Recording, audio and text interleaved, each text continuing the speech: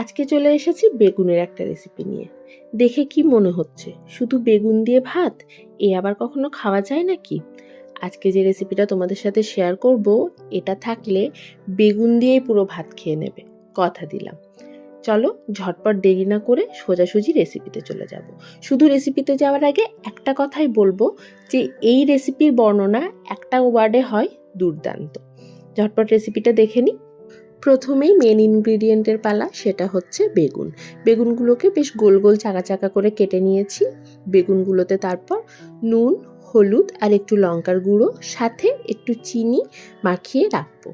অনেকেই বলে যে বেগুনে চিনি মাখানোর প্রয়োজন কি, এতে বেগুন মিষ্টি মিষ্টি হয়ে যাবে, কিন্তু চিনিটা বেগুনে দেওয়ার জন্য বেগুন তেল কম টানে আর সেদ্ধটাও তাড়াতাড়ি হয়, তাই চিনিটা দিয়ে একটুক্ষণ মাখিয়ে রাখতে একদম ভুলো না। তারপর বেগুনগুলোকে একটা প্যানের মধ্যে সর্ষের তেল নিয়ে তেলটা খুব ভালো করে গরম হয়ে গেলে ভেজে নেব। ডিপ ফ্রাই করার কোনো দরকার নেই, একটু শ্যালো ফ্রাই করলেই হবে। বেগুনগুলোকে এভাবে দিয়ে একটু ঢাকা দিয়ে দিলাম। মিনিট দুয়েক পর আবার উল্টে আরও 2 মিনিটের মতো ঢাকা দিয়ে দিলেই বেগুনগুলো মোটামুটি ভাজা হয়ে যাবে।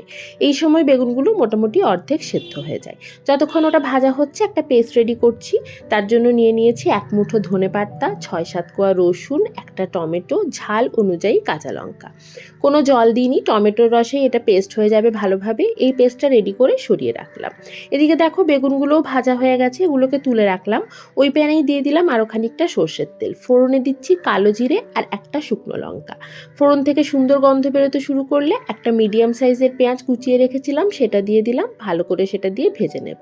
তারপর দিয়ে দিচ্ছি যে পেস্টটা রেডি করে রেখেছিলাম, সেই পেস্টটা মিক্সির ভাটি ধুয়ে একটু জলও দিলাম। ভালোভাবে সমস্ত কিছু মিশিয়ে নেওয়ার পর মশলা দেওয়ার পালা। প্রথমেই দিয়ে দেবো স্বাদ অনুযায়ী নুন, সামান্য একটু চিনি, আর মশলার মধ্যে শুধু পড়ছে এখানে হলুদ গুঁড়ো আর কাশ্মীরি লঙ্কার গুঁড়ো। যেহেতু কাঁচা লঙ্কা দিয়েছি তাই আলাদা করে আমি এখানে ঝাল লঙ্কার গুঁড়ো দিচ্ছি না। ঢাকা দিয়ে মিনিট দুয়েকের মতো মশলাটাকে কষিয়ে নেওয়ার পর ভেজে রাখা বেগুনগুলো এর মধ্যে দিয়ে আরও সামান্য একটু জল দিয়ে ঢাকা দিয়ে একটা পিঠ বেগুনের প্রথমে একটু রান্না করে নেব। তারপর মিনিট দেড়েক পর বেগুনগুলোকে এরকমভাবে উল্টে দেব। উল্টে দিয়ে আরও খানিকক্ষণ এটা রান্না করব। তাহলেই বেগুনগুলো একদম প্রপারলি সেদ্ধ হয়ে যাবে। এখন এই যে মশলাটা, এটা একদম মাখো মাখো হবে, মানে কোনো ঝোল থাকবে না। তাই এখান থেকে মশলা তুলে এরকমভাবে বেগুনের গায়ে আটকে দিচ্ছি। আর গ্যাসের ফ্লেম এই সময় লো টু মিডিয়ামে রাখবো। আবার ঢাকা দিয়ে এটাকে ততক্ষণ রান্না করে নেব যতক্ষণ না মশলাটা পুরোপুরি শুকিয়ে আসে। তাহলেই রেডি হয়ে যাবে আমাদের আজকের বেগুনের রেসিপি, যেটা গরম ভাতের সাথে দুর্দান্ত লাগে। একবার অবশ্যই ট্রাই করে দেখবে, আর ট্রাই করলে আমাকে জানাবে কেমন লাগলো। চলো আজকে এটুকুই, ফিরে আসবো অন্য কোনো রেসিপি নিয়ে। টাটা।